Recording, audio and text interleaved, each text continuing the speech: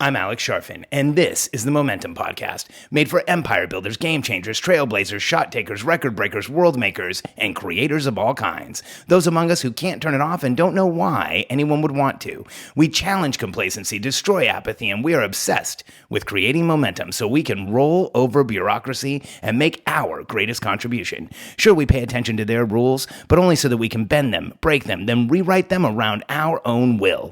We don't accept our destiny, we define it. We don't understand defeat because you only lose if you stop, and we don't know how. While the rest of the world strives for average and clings desperately to the status quo, we are the minority, the few, who are willing to hallucinate there could be a better future, and instead of just daydreaming of what could be, we endure the vulnerability and exposure it takes to make it real. We are the evolutionary hunters, clearly the most important people in the world, because entrepreneurs are the only source of consistent, positive human evolution, and we always will be. Stronger relationships fast. Whether you've realized it or not yet as an entrepreneur, one of the most important factors in your long-term success in your business, in the outcome you're trying to create, in the contribution you're trying to make in the world, is your ability to effectively build and develop and grow relationships. Now, if you're like me, just the very statement of the ability to build relationships being responsible for your success might make you uncomfortable. You know, I was is not the right word. I still am incredibly socially awkward. I have a hard time understanding most people. I'm socially misunderstood often. You know, when I was younger, I had a really hard time being like everyone else, fitting in. I was that kid in class. You know, maybe you can relate to this. Like, I'd be sitting in school and a thought would come to my mind, or something that I should, like a question for the teacher, or something that I was going to say, and I knew I shouldn't. I knew the other kids would make fun of me. I knew that it was something the teacher would be thrown off by. I knew I was going to probably cause some disruption, and I would be sitting there saying, don't say it, and then I'd say it. And I could hear myself. It was almost like watching myself do it. When I was younger, I had a hard time not saying the wrong thing to people. And as things came out of my mouth, I used to think, why am I saying this? I remember I babysat for this couple.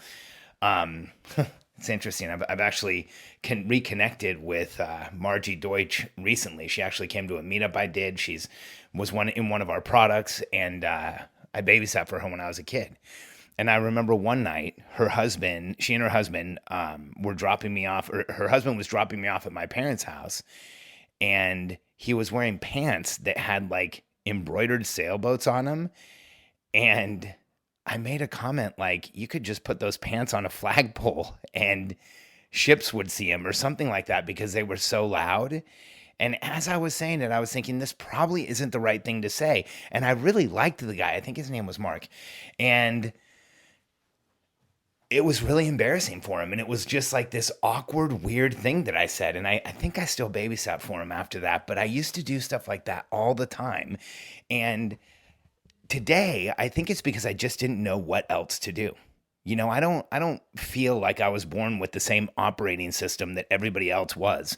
When I was a kid, I remember when I was 4 or 5 years old in Mexico, we went to a school that I was attending with my younger sister, Michelle. She's 2 years younger than me, so she would have been 2 or 3. And we were walking around the playground, and a kid came up and touched my sister, for no reason. He didn't have any right to touch my sister. There wasn't any reason for him to be doing it. And I punched him in the face. So I was the 5-year-old kid known for knocking out a kid at the, kindergarten open house before school started.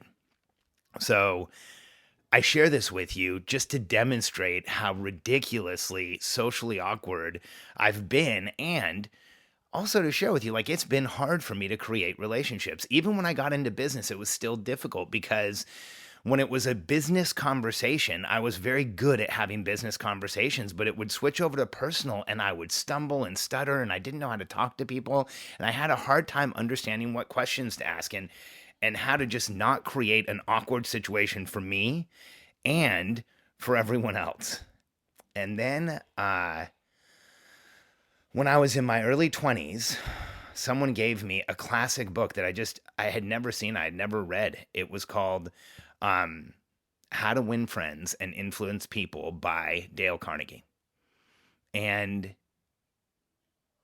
the reason I'm doing this podcast about this book is because I think, much like one of my other favorite books, Think and Grow Rich, a lot of people own this book, but they haven't read it. They haven't internalized it. They haven't actually applied all of the steps. You know, there's an incredible story behind this book. I don't want to go into any of the tactics that Carnegie teaches. I don't want to go into any of the steps that you can take that are in the book, because if you buy this book, if you're willing to download it, listen to it, read it, and go through each chapter and apply each strategy and test it in your life and experiment with it and see if it works, you will step by step show yourself an entirely new way to communicate with other people. You will step by step show yourself an entirely new way to build relationships fast that are strong, where people actually care about you, where you care about other people.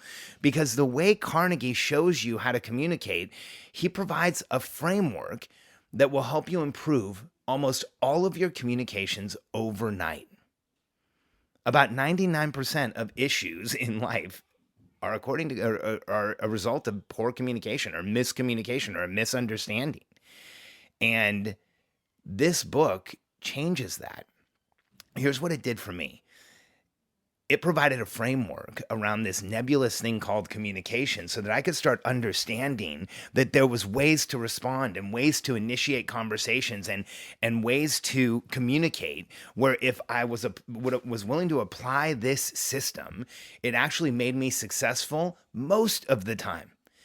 And as I continued to read the book and continued to obsess over it, that I didn't miss as big as I used to. I wasn't telling anyone to run their pants up a flagpole. It was like I started to get closer to communicating in a way that created progress most of the time. So I made progress most of the time. And this book was so simple. It made it easier for me because people were incredibly complicated. Like, here was the hard part about communication for me. See if you can relate to this. People were complicated for me. Like, I didn't understand people very well. Now I feel like I understand our type of person intimately. Like, I can tell people things about themselves that they don't understand, but a lot of it comes from applying the principles in this book because they were so simple. I had this simple variable of Carnegie's principles along with confusing people, but they together it worked out. And there's so many reasons why I love this book. So, Carnegie was a public speaking teacher. And one of the most influential people in my life is Rick Lara, my public speaking coach since I was 13 years old. I'm 45 now. Rick's been the person I call my speaking coach for 32 years. He's coached my team. He's coached my wife. He still coaches me. He's still one of my closest friends in the world. So I love the fact that Dale Carnegie was a public speaking teacher. And the story behind the book is even better. Carnegie had gained a ton of notoriety for his courses on public speaking and understanding people and creating relationships. And what had happened was a executive at Simon & Schuster sent someone to his course and had it transcribed. And he presented Carnegie with this transcript of his lectures, and Carnegie got excited about it because prior to that, he wasn't really interested in publishing. He didn't know why he should. So as soon as he saw it in transcription, he got excited about the lectures, went and polished them off, cleaned them up, made sure that was what he wanted to say, and then agreed to publish. And I love that because Carnegie, here's what I know about public speakers. Here's what I believe about speakers. I'm a speaker. And when I'm giving the real stuff, when I'm like really giving as much as I possibly can, it's always in front of an audience because the audience's energy supports me in creating the content in the room that day. Like, I know there's this massive exchange between speaker and audience. So I love the fact that How to Win Friends and Influence People was written in front of an audience. Like one of my other favorite books, 0 to 1 by Peter Thiel. 0 to 1 was a series of lectures that Thiel did. And he had this student, I think his name's Josh Masters, who sat in the front row, took incredible notes, presented him with a transcript, and then Thiel published another one of my favorite books on entrepreneurship, 0 to 1. So I love that that's how this book was created. So Carnegie agrees to publish. And here's what the publisher did. The executive at Simon & Schuster took 500 copies of How to Win Friends and Influence People and sent them to people who had been through Carnegie's course, and then ordered a book run of 1,200, a first press of 1,200. The 500 samples got them 5,000 orders, and they sold 250,000 copies in the first 3 months this book was available. That would be incredibly impressive today. That would be a #1 New York Times bestseller for several months if that happened today. And 250,000 copies in the first 3 months. This book created a communication revolution. It sold 30 million copies worldwide. And here's what's so awesome about it. Something I love about this book is that 30 million copies have been sold. And I guarantee you the way this book works, it's probably been read more than 30 million times, because this is something you hand on. This is something you reread. This is a book that I bought for my kids. This is a book that will live on forever. And it constantly got bad reviews.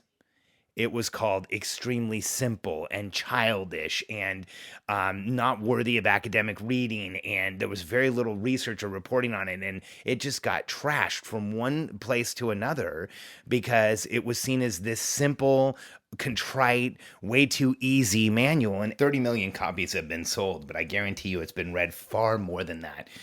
Because this is the type of book that you read and you pass on and you have somebody else read and you reread. I bought it for my kids. I bought it for my wife. I bought it for my teams. I've given it to my clients. It's one of those books that once you read, but not just read, apply and understand the lessons, it indelibly changes your life. And the reviews that it got, calling it simple, those fascinate me, because what Carnegie did was take one of the most complicated elements of our existence, which is interpersonal human relationships, and he created a manual that shows anyone how you can succeed most of the time. And in reading this book, I went from being one of those people who really had a hard time building relationships to learning how to build relationships, to understand people better, to care about people in a different way, and to understand what they wanted and how to have relationships that were symbiotic, that helped everyone. It's been one of the most valuable books that I've ever read in my business career. If you want a book on how to sell, if you want a book on how to build relationships, how to get the best partnerships, how to attract the right deals, how to hire the right people, this is the book. It's all in there. But don't let it fool you. Because when you pick it up and read the table of contents, you might think to yourself, this is way too simple. But like so many other things in life that are so simple, like breathing, get a little more oxygen, you'll think clearer, you'll create more momentum. Like hydrating. Doesn't it just make sense if we drank more water, everything in our lives would get better? Or like the principles in this book, so simple that the critics actually said it was too simple.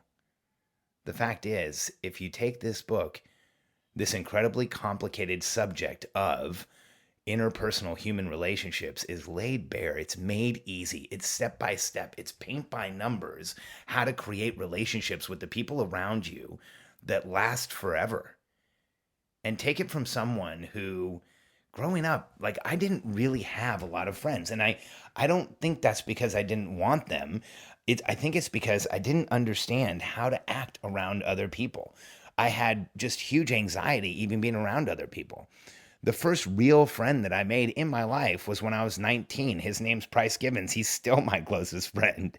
It's like once I found someone, I was like, okay, I'm not going to let go of this guy. But the principles in this book changed everything for me, because now I have hundreds of friends and people who I work with that we've changed each other's lives. And There was a period where for about 10 years, I traveled with a copy of How to Win Friends and Influence People. I was zigzagging all over Latin America and the US running my consultancy. And in between meetings and at night, I read this thing over and over again because here's what I knew. The more I read it and the more I applied the principles, it got easier to create relationships. It got easier to understand what was going on for the person around me. It got easier to see other people's perspective. And I think it's exactly because it's so simple. It's the simplicity of this book that will help you create more relationships next year that are stronger and create momentum for you and give you the protection and support you need than I think just about any other book you could pick up and read. So I want you to build stronger relationships fast. And my sincere recommendation is you go either get the Audible copy or order off Amazon the hard copy of How to Win Friends and Influence People and check it out. I don't have an affiliate link or anything. This is just from me to you.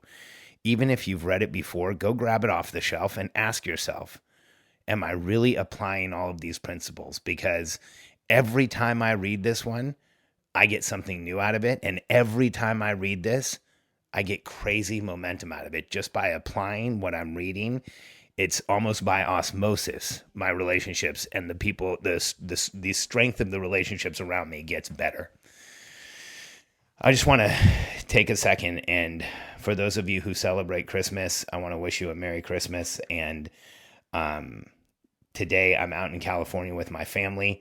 There was actually an edit in this podcast a few minutes back because the fire alarm in my parents' house went off because my dad's cooking a dinner out here.